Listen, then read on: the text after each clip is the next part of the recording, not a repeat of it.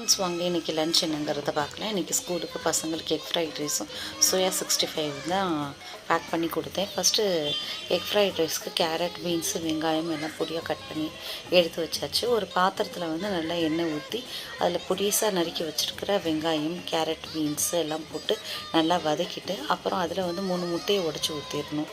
அப்புறம் அதுக்கு தேவையான அளவு உப்பு, பெப்பர் போட்டு நல்லா கிளறி விட்டுட்டு அதில் நம்ம வடித்து வச்சுருக்க சாதத்தை சேர்த்து கிளறிட்டு அப்புறம் கொஞ்சம் நெய் சேர்த்துக்கிற வேண்டியது தான்.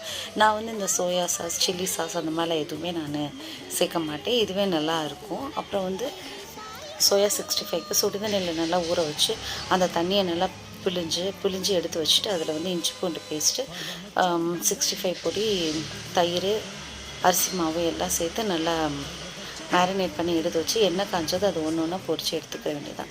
நானும் அம்மாவும் சர்ச்சுக்கு போகிறதுனால அங்கே சாப்பிட்டுக்கிறோம். அப்பாவுக்கு இன்றைக்கி white rice, sambar, egg scramble. Thank you.